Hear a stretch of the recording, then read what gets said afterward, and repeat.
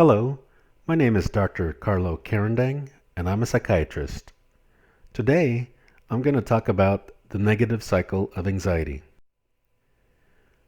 Feelings such as anxiety do not occur in isolation.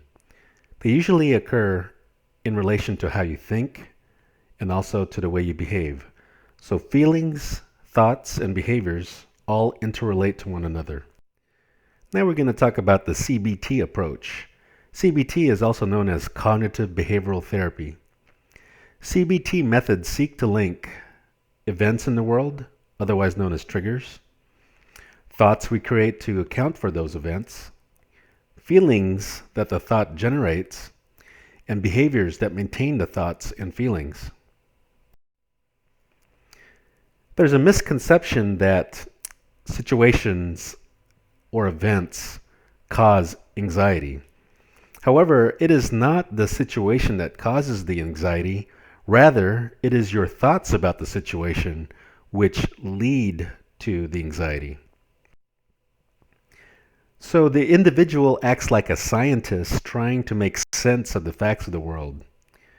So this leads to thoughts about the situation, but many of the interpretations are faulty.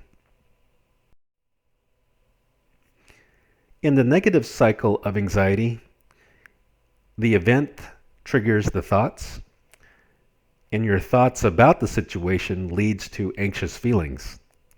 The anxiety then leads to less than optimal behaviors, and it initiates the negative cycle of anxiety. So here is an example of the negative cycle of anxiety. You see that the trigger, it could be real or imagined danger.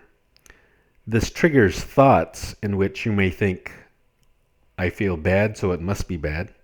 You might think, I can't cope with this event, or you might think something terrible is going to happen. So when you think such thoughts, then this leads to feelings of anxiety and fearfulness, and it also triggers the physical sensations of anxiety, such as increased breathing, increased heart rate, shortness of breath, sweating, pupils dilating, your muscles tensing. So with this, then you have the anxiety and it's very uncomfortable, then this can lead to behaviors which serve to decrease the anxiety. So you might avoid the situation that makes you anxious, or you might escape or freeze. Other behaviors you might try is to cope by doing things that help you feel better or help keep you safe. However, when you engage in such avoidant behaviors and safety behaviors, then this maintains your thoughts about the situation, and this also then maintains your anxiety. So this then forms a never-ending negative cycle of anxiety. It's a vicious cycle. So let's go through each one of these in detail. So you have anxiety.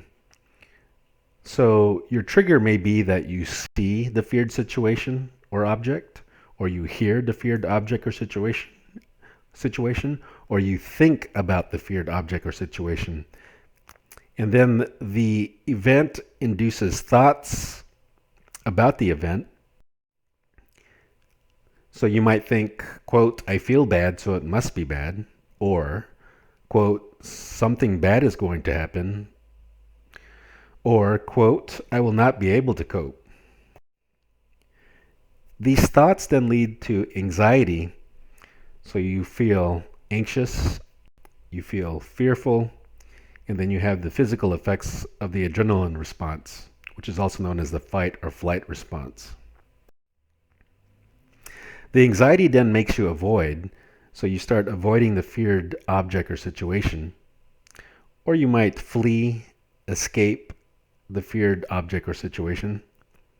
You may also do things that help you feel better and distract you from your anxiety. So these are things like you might do self-talk, you might have a plan of escape, you might use medication, you might drink more, you might smoke, Maybe you can fiddle with your personal effects in your pockets, or maybe you can avoid eye contact. So these avoidant behaviors are also called safety behaviors.